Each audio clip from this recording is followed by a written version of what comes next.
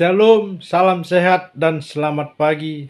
Untuk meneguhkan hati, jiwa, dan pikiran kita hari ini, kita mendengar firman Tuhan terlebih dahulu. Kita berdoa. Kami bersyukur dan berterima kasih atas kasih karunia-Mu, atas kasih setiamu, dan atas penyertaan-Mu hingga hari ini kepada kami. Berbicaralah Tuhan, kami sudah siap untuk mendengar. Dalam nama Yesus Kristus kami berdoa dan bersyukur. Amin. Nas renungan kita hari ini Kamis tanggal 14 Juli 2022 tertulis dalam buku Zakaria 10 ayat 2. Demikian firman Tuhan. Sebab apa yang dikatakan oleh terapim adalah jahat, dan yang dilihat oleh juru-juru tenung adalah dusta, dan mimpi-mimpi yang disebutkan mereka adalah hampa, serta hiburan yang diberikan mereka adalah kesia-siaan. Oleh sebab itu, bangsa itu berkeliaran seperti kawanan domba dan menderita sengsara sebab tidak ada gembala. Demikian firman Tuhan. Memohonlah hanya kepada Tuhan. Bapak, Ibu, Saudara yang dikasihi Yesus Kristus. Dalam nats hari ini ada kata terafim dan juru tenung. Apa artinya? Terafim adalah berhala atau patung keluarga. Juru tenung adalah peramal nasib atau orang pintar. Alkitab menegaskan, tidak sedikit orang dari generasi ke generasi berikutnya menyembah berhala, patung, benda-benda lain, dan juga bertanya kepada juru tenung, bahkan bertanya kepada arwah yang sudah meninggal dan sejenisnya. Apakah masih ada orang yang hidup pada zaman sekarang melakukan seperti hal di atas? Jawabnya adalah masih banyak. Pertanyaan selanjutnya, apakah kita yang sudah percaya kepada Yesus Kristus masih melakukan seperti hal yang diuraikan di atas? Jawabnya ada pada kita masing-masing. Mari kita selidiki diri kita. Pertanyaan berikutnya, apakah zaman modern ini ada berhala? Atau seperti apakah berhala zaman modern ini? Kami mencatat ada beberapa hal. Mungkin kita terasa nyaman dalam zona tertentu, dan kita tidak menyadari bahwa kita sudah terjebak pada berhala modern zaman ini. Apakah berhala modern tersebut? Yang pertama, berhala hawa nafsu. Efesus 5 ayat 18, dan janganlah kamu mabuk oleh anggur, karena anggur menimbulkan hawa nafsu, tetapi hendaklah kamu penuh dengan roh. Banyak orang yang berpikir bahwa memiliki nafsu itu wajar. Namun, jika nafsu itu menjadi hal yang utama, berarti bisa menjadi berhala. Nafsu bisa diartikan pada keinginan yang harus terpenuhi. Hal kedua adalah berhala prestasi. Dalam 1 Korintus 8 ayat 1-2 tentang daging persembahan berhala, kita tahu kita semua mempunyai pengetahuan. Pengetahuan yang demikian membuat orang menjadi sombong. Manusia diberikan pengetahuan atau talenta, namun terkadang talenta itu dipakai untuk menyombongkan diri.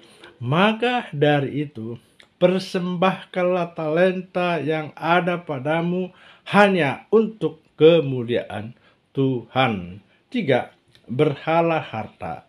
Kolose 3 ayat 5. Karena itu, matikanlah dalam dirimu segala sesuatu yang duniawi, yaitu percabulan, kenajisan, hawa nafsu, nafsu jahat, dan juga keserakahan, yang sama dengan penyembahan berhala. Memang, siapakah manusia yang tidak ingin kaya?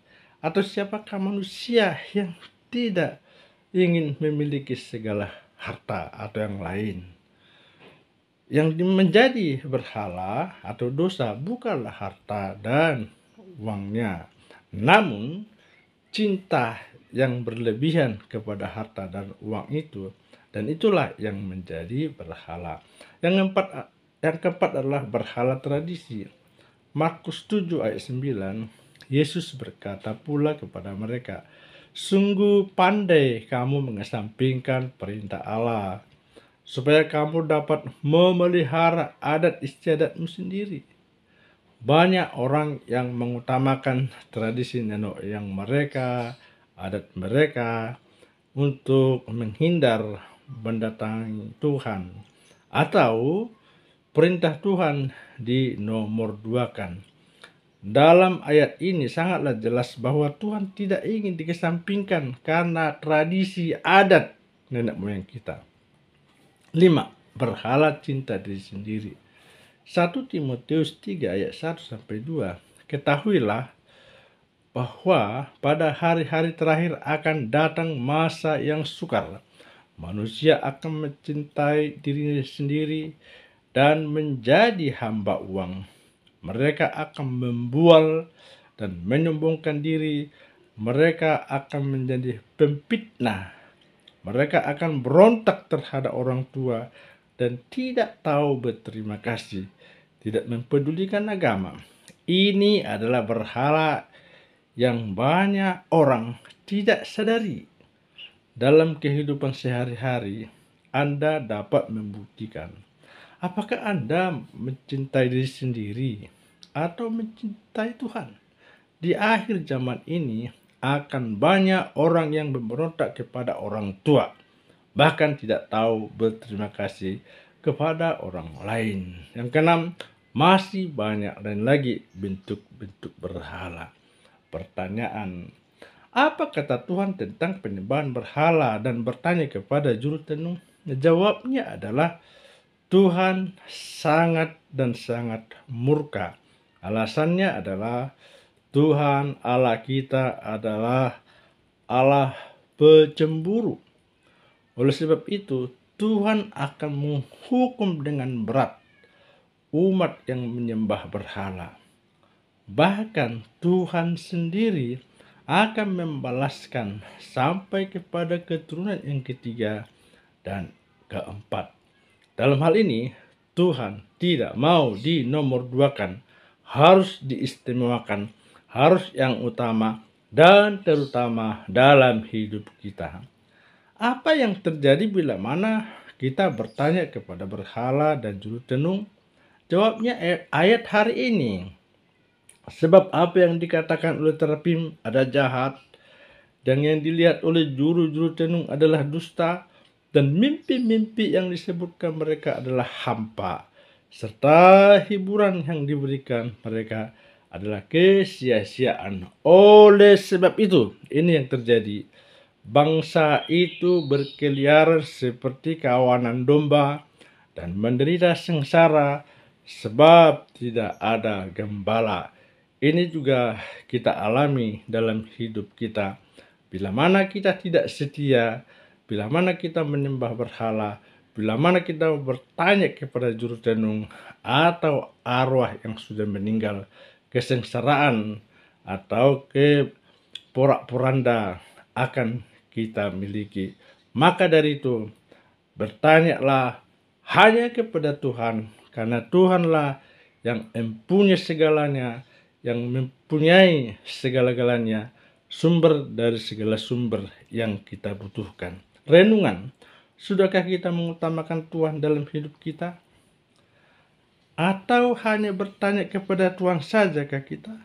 Kalau masih ada di antara kita belum menyadari bahwa kita terjebak dalam berhala modern, setelah mendengar renungan hari ini, bertobatlah dan minta ampun kepada Tuhan kita Yesus Kristus, Juru Selamat kita.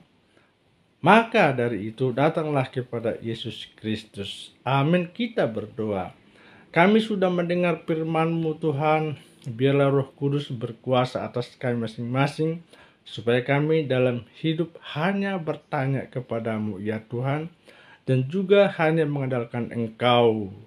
Berikan kami hikmat, supaya kami dapat menjalani hidup ini sesuai dengan kehendak-Mu. Dalam nama Yesus Kristus kami berdoa dan bersyukur. Amin. Syukur.